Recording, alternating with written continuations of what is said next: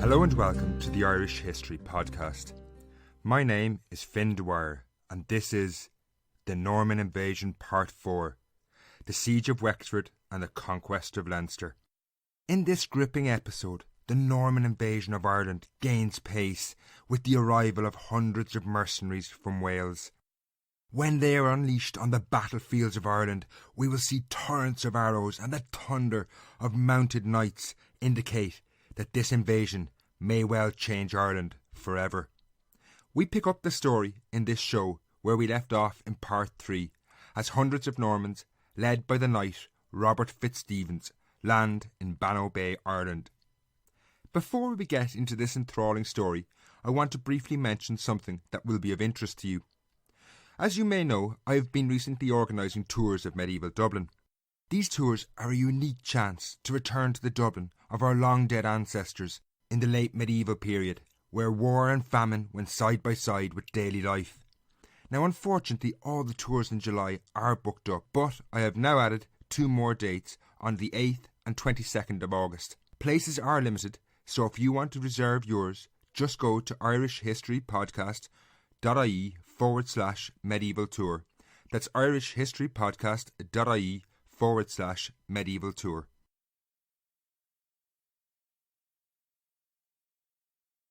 In 1169, 3 ships, having crossed the Irish Sea from Wales, pulled into Bannow Bay on the south coast of Ireland. To the herders, fishermen and farmers that watched from the coast, these ships no doubt seemed innocuous. They looked no different from the many merchant vessels that plied their trade around the coast. However, these ships were different. Crammed aboard were over 300 Norman mercenaries, who as a fighting unit were perhaps one of the most lethal in Europe.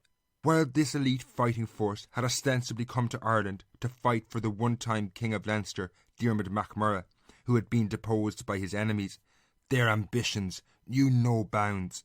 But Ireland was by no means an easy country to conquer, as we shall see. Nonetheless, even with hard fighting ahead of them, many of these Normans were happy to have arrived in Ireland, none more so than their leader, Robert FitzStephen. On May Day 1169, as they made landfall and hauled their ships onto the shores of Bannow Bay, Robert could look forward to a distinct improvement in his life, no matter what happened. The fresh onshore winds that swept across his face on Bannow Strand were no doubt a welcome change from the dank prison where he had spent the previous 3 years, a captive of the Welsh prince Rhys ap Griffith. His release had only been secured by his stepbrother Maurice on the condition that he come to Ireland to fight for Diarmait McMurrough. In this sense, for Robert and many of those who landed with him on Bannow Bay, setting foot in Ireland was a point of no return. Failure was not an option, as they had little to return home to. Indeed, they seemed to have had little plans ever to go back to Wales.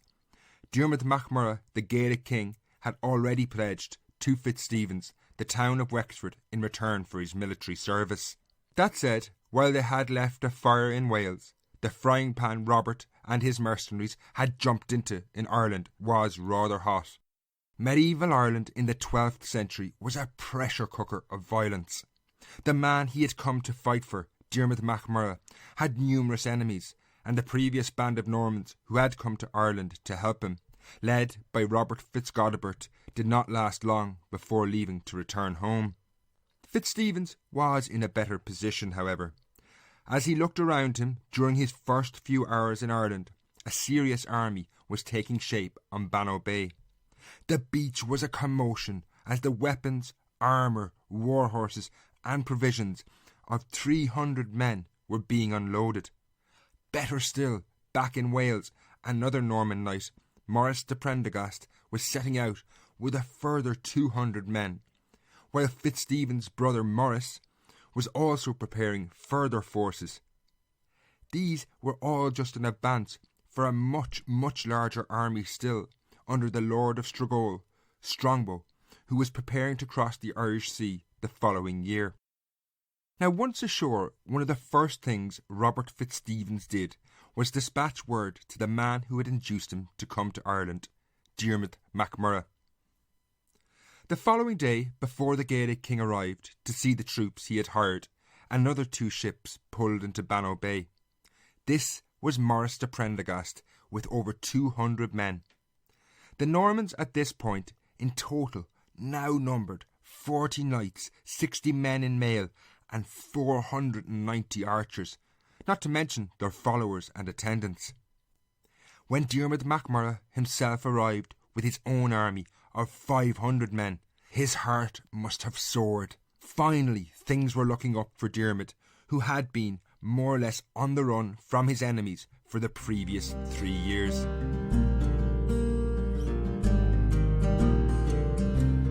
Despite the large numbers of soldiers now gathered at Bannow, when McMurrough outlined to the Norman FitzStephen the task ahead of them, only a fool would have been certain of their chances.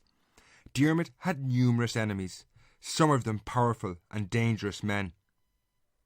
Immediately west of Leinster lay the kingdom of Ossory, whose king, Gilpatrick, was a bitter rival of Diarmait, having recently blinded Éanna, his son. Then, further to the west, lay the powerful alliance of the King of Connacht, Rory O'Connor. Many around Ireland, from the inhabitants of Dublin to the kings of Meath, Breffni and Eastern Ulster, all owed their allegiance to Rory. Taking on a powerful figure like him needed careful planning and a much bigger force. In the following months, therefore, the first phase of Diarmait and his Norman allies' campaign in Ireland would be limited to taking control of Leinster, while they waited for more troops to arrive. By focusing on Leinster, they faced weaker forces, and their chances of success were far higher. The first goal was the town nearest them at Bannow, the port of Wexford, a wealthy trading town in the southeastern corner of Ireland.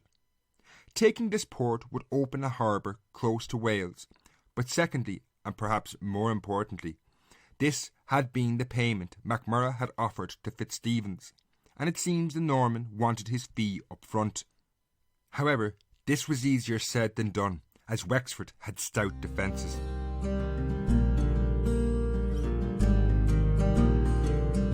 Given that McMurrough and his Norman allies now numbered around 1,000 warriors, not to mention the baggage train that accompanied them, they must have moved slowly through the Irish landscape. Their target, the town of Wexford, while only 16 or so miles from Bannow, probably took them around 2 days' march.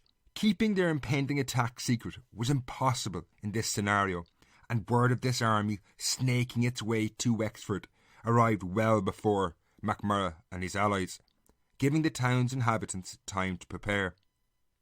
Now in 1169, Wexford was one of the largest towns in Ireland, but its population still only numbered in the low thousands. While they had advance notice of McMurrough and FitzStephen's approach, they did not fully appreciate the nature of the host bearing down on them. It seems they were unaware of the Norman mercenaries in Diarmait's army. So it was, instead of retreating behind the town's walls, they opted to take the fight to their enemy in open battle. According to the Norman chronicler Gerald of Wales, they mobilised a large force of 2,000 people, although this may well be exaggerated. When McMurrough arrived and drew up for battle, to their horror, the army of Wexford saw before them the large numbers of archers, mounted knights, and warriors in chainmail, not to mention the hundreds of Gaelic warriors Diarmait had brought. The town's inhabitants were merchants and traders who frequented the ports of Norman England and were only too well aware of the martial prowess of this army in front of them. The very sight of knights who could simply ride them down sapped their confidence, and, lacking faith in their ability to overcome such a force on the field, they quickly withdrew behind their walls. As they retreated, they set fire to all the buildings in Wexford suburbs outside the defences, creating a conflagration. Now this was a common tactic in medieval siege warfare. By burning the buildings outside the walls, they denied the attackers any protection or shelter and opened up unobstructed lines of fire onto anyone attempting to storm the walls. The hellish environment of charred timbers and remains of houses around the city now created an apt backdrop for the impending siege. The retreat behind the walls changed the nature of the upcoming battle, and it forced the Normans and Diarmait McMurrough into action. They couldn't wait outside the walls forever in military camps where they were vulnerable to attack, while inside the inhabitants would happily wait out the siege, given that they could be supplied by the town's fleet. This situation provoked a quick assault on the town by McMurrough. A detailed account of this survives in a text called the Expugnatio Hibernica, or the Invasion of Ireland, by the Norman Gerald of Wales. So the attack began with infantry moving up into position in the moat of the town. The large force of Norman arrows were able to cover this advance, peppering the walls of Wexford, picking off anyone daring to raise a finger above the parapet. Now, for the infantry moving into this moat, this must have been nerve-wracking and terrifying. At the bottom of the moat, Wexford's walls would have towered above them. Chances of success were slim. Now, the arrows whizzing by over their heads was some consolation and did offer protection. But eventually, when they tried to storm Wexford's walls, the population would fight back. Once the signal was given for the attack to begin, predictably a torrent of heavy pieces of wood and stones rained down on the attackers. Unable to withstand this barrage, they withdrew, but not before they left 18 of their own dead behind them, while only inflicting 3 casualties on the townspeople.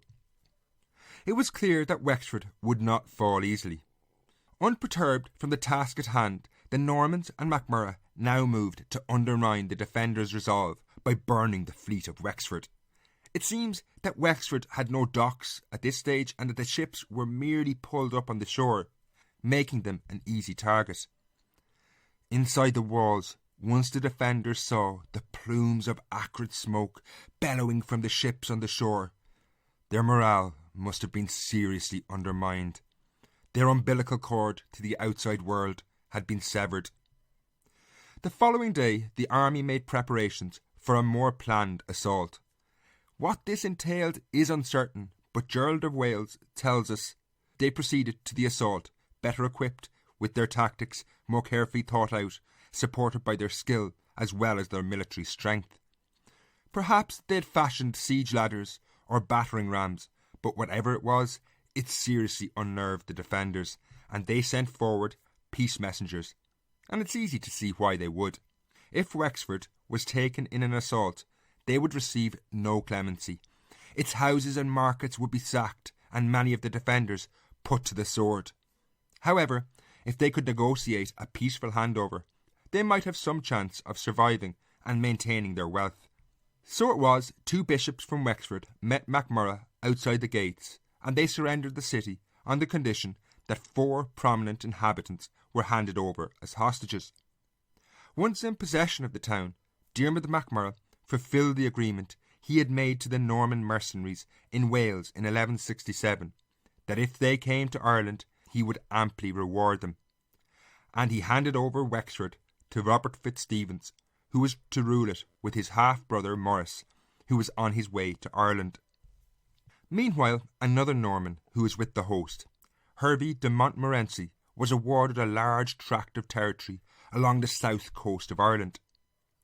Now Montmorency was an uncle of Strongbow, the Lord of Strigol, and this grant was a reminder that a huge Norman army was being amassed in Wales, 3 times the size of Robert FitzStephen's force. The result of the siege of Wexford saw the first pieces of Ireland placed under Norman control. Even though they had arrived essentially as mercenaries, the conquest, albeit an unorthodox one, had begun.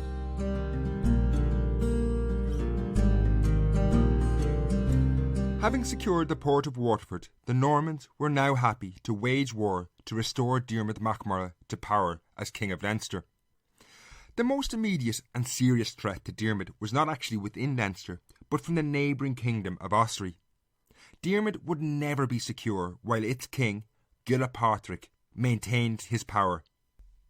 When Diarmait had been driven into exile in 1166, Gilpatrick had taken a huge swathe of his territory. Then the enmity between the two had only grown by Diarmait's return. And as I mentioned earlier, in 1168, Gilpatrick had blinded Diarmait's son Éanna. So it's little surprise really that Diarmait, after taking Wexford, led his army to take on this rival. Now this was where Diarmait's Norman host could excel. During the siege of Wexford, the mounted knights had played little role in the attack on the walled town. However, the impending invasion of Ossory promised conflict on open ground, a situation where the knights excelled. That said, if the fighting took place in wooded or boggy land, they would be rendered more or less useless again.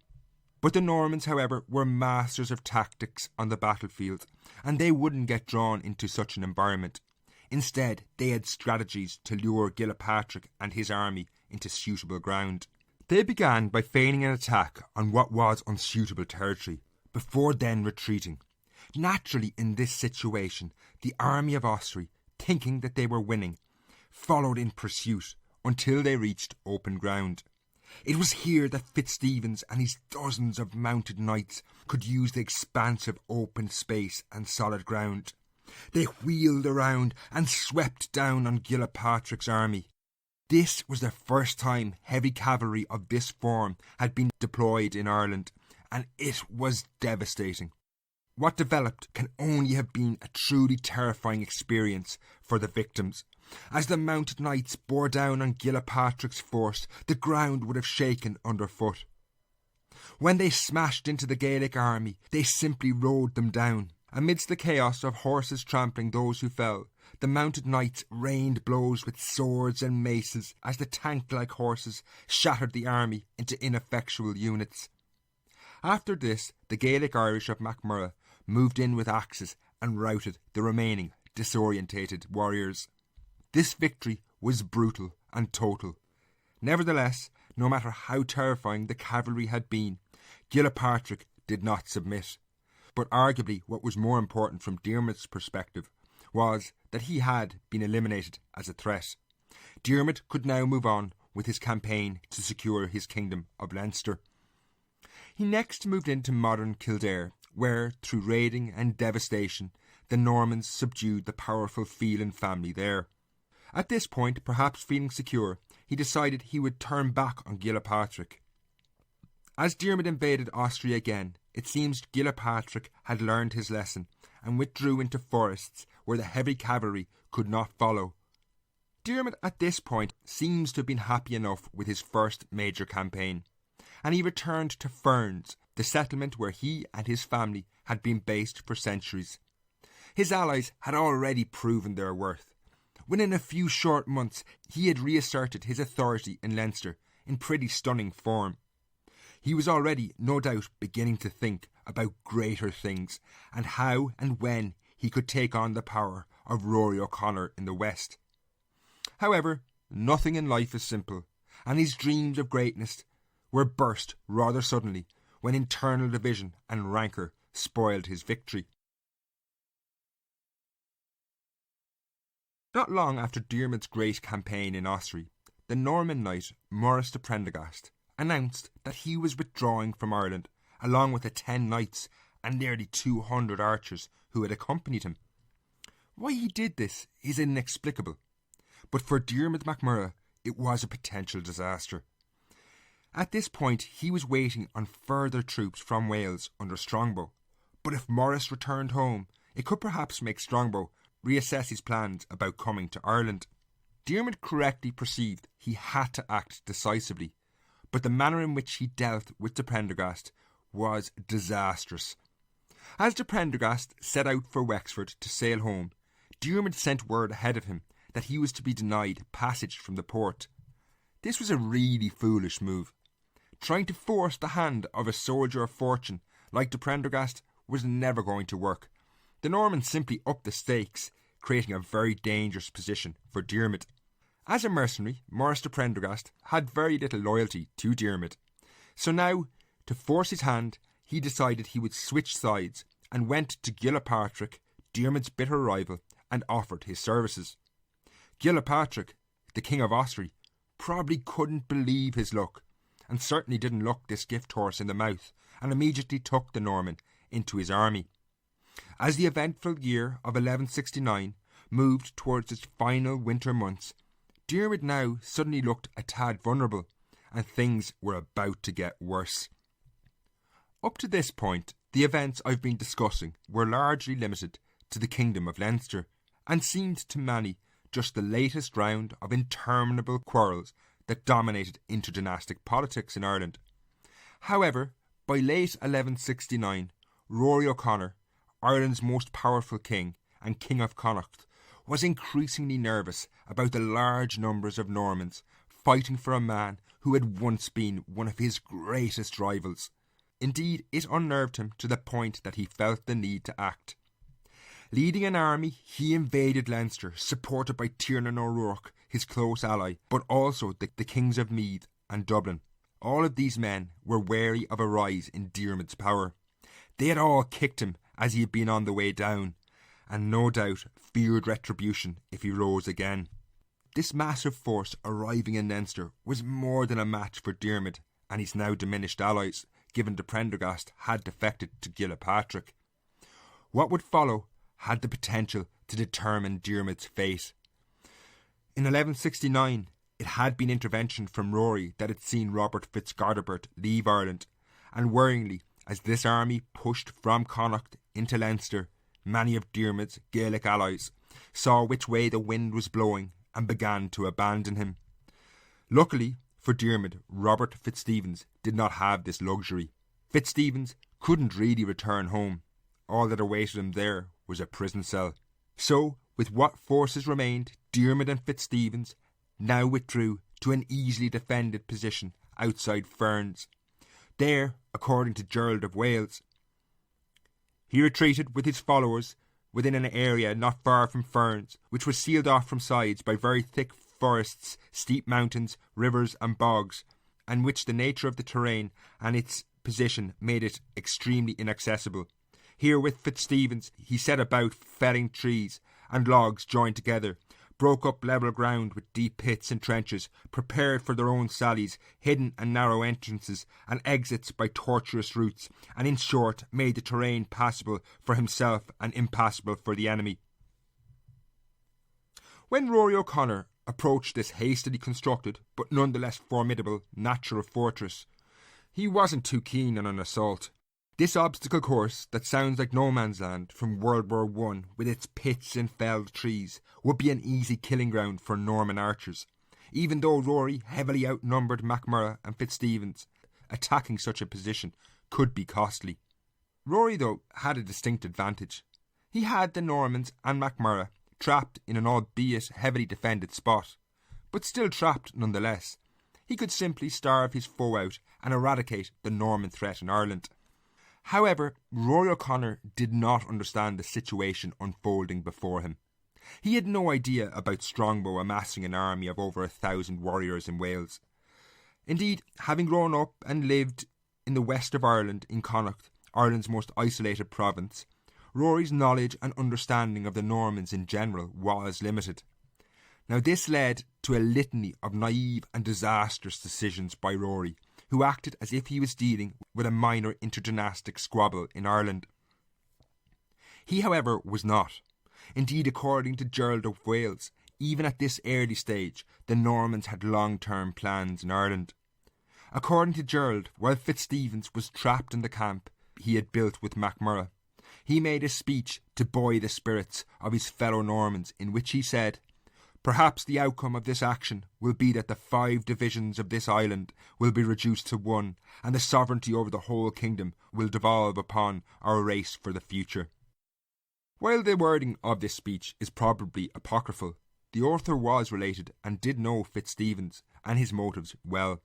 It's clear that even at this early stage, the Normans were envisaging conquest. Rory, unfortunately, hadn't a clue. Instead of dealing clinically with the Normans and McMurrough, now trapped, Rory was instead happy to enter talks and take submission from Diarmaid, and then return home. Diarmaid's son Conor was the only cost. He was a hostage that would bind the agreement. Rory did stipulate that no more Normans were to come to Ireland, and that those in the country should leave once Diarmaid had seen off opposition in Leinster. But this was an incredibly naive and stupid move.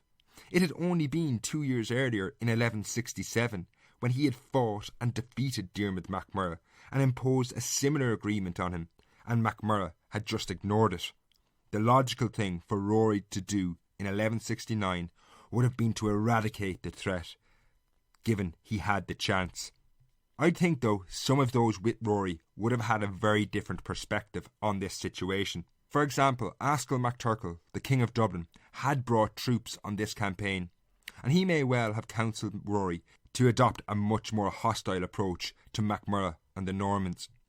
Ruling over the well-connected port of Dublin, MacTurkle no doubt understood the risks the Normans posed. Unfortunately for Rory, he didn't listen to Askill MacTurkle. Turning back west to his home in Connacht, he no doubt felt he had humbled Diarmait McMurrough.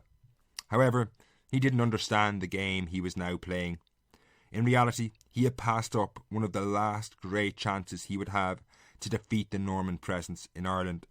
He had been played a fool by the Normans and McMurrough, who had successfully bought the time they needed.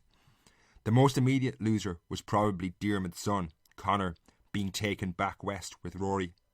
It was his life on the line if his father broke the agreement. Soon, his life expectancy would be measured in days and months, as we shall see next when more Normans began to arrive in Ireland.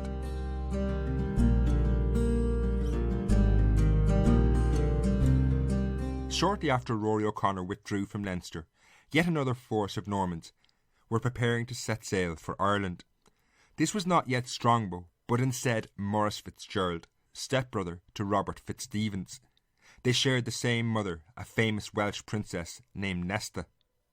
Fitzgerald landed in Ireland with 100 archers, 30 mounted archers and 10 knights, and went some way to replacing the troops under Maurice de Prendergast, who had switched allegiance to Gilpatrick in Ossory. Indeed, no sooner had Fitzgerald landed than McMurrough was forced to take action against Gilpatrick again. The King of Ossory, emboldened by his own Norman allies under de Prendergast, had attacked the O'Moores in Laois, allies of Diarmait. The O'Moores naturally turned to Diarmait for support, and he was more than happy to answer the call. Supported by FitzStephen and now his stepbrother Fitzgerald and their troops, he moved on Gilpatrick again, who was supported by his own Norman force. This bizarre situation seemed set to see two Norman armies fight each other in Ireland. However, at the last minute, Maurice de Prendergast was unwilling to go through with the conflict. Fighting Gaelic kings for Gilpatrick was one thing, but fellow Normans was another entirely. Maurice abandoned his newfound ally and made his way to the port of Waterford and left Ireland, crossing back to Wales. Now, with a more free hand, Diarmait sent Maurice Fitzgerald to harry the territory around Dublin, something that quickly brought the city into submission. They no doubt had seen what had happened to Wexford when it had been signed over to the Normans, and probably feared a similar fate. This was a pretty important milestone. Only a few years earlier, Dublin had supported Rory O'Connor's campaign against Diarmait, and now the city had been forced to switch sides to Diarmait McMurrough, who was as powerful as he had been before his dramatic defeats of 1166, which had started this course of action. Now this brought an end to the first phase of the Norman invasion of Ireland, that is, to restore Diarmait. However, almost seamlessly, this led to the opening of a new chapter which saw much more territory than just Leinster up for grabs. As Diarmait took submission from Dublin, this was the clearest of signs to Rory O'Connor that he had been tricked, and it was only a matter of time before his power as the most dominant king in Ireland would be threatened. Indeed, it would only take weeks for the first skirmishes of this new conflict to open. But that's where I'm going to leave it for now, folks. Tune in 2 weeks' time for the next instalment to see what happens. Until next time, slán.